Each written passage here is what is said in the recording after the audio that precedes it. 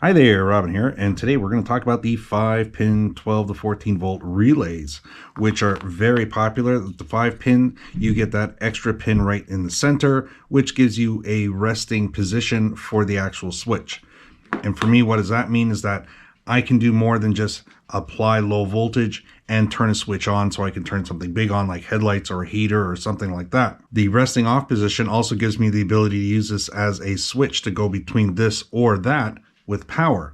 So maybe I use one switch as just an on-off option. That would go to a second relay, and that relay would then operate things like high beam versus low beam, because if it's in the off position or in the down position, it would be low beams. If it's in the up position, it would be high beams. So with a 5-wire setup, the first two we're going to look at are the black and the white, which is basically a power and a ground. So this is where your actual physical switch is going to be applied, and then the ground, so this way it can turn itself on and off and run itself like a little piece of electronics. The next three wires are going to be your high current lines. These are going to be the high amperage lines. So you're going to have the yellow, which is going to be your high current coming in.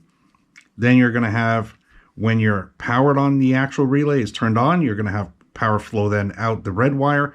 And when power's off, it'll flow through the blue wire.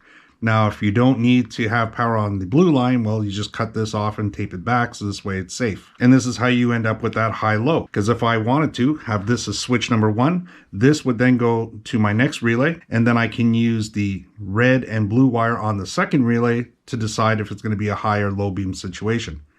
Now, here we personally use these a lot for LED lighting, large lighting projects which require that 20 to 30 amp load. If I find I need to put a large load on it, I will actually disconnect these pins permanently from here and replace them with a higher gauge wire, because though the relay is rated really well, the wires might be a little underrated. And to be safe, you can just buy new clips to replace this, pull these out, put new clips on them, and put them in with something closer to a 14 or a 12 gauge wire. This way you know you've got enough wire to handle the load.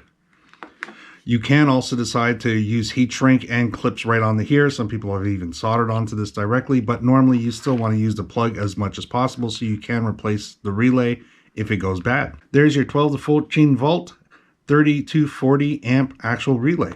The 5 pins are always better to get than the 4s because you can always use them for anything you want, and they work for everything. I mean, they're just amazing. Once you start getting the ideas of how and what you can do with relays, you can do an awful lot. Well, I hope this video helped you out today in your buying decision on relays. Maybe I'll see you in the next video. I'd like to say thanks for watching. Bye for now.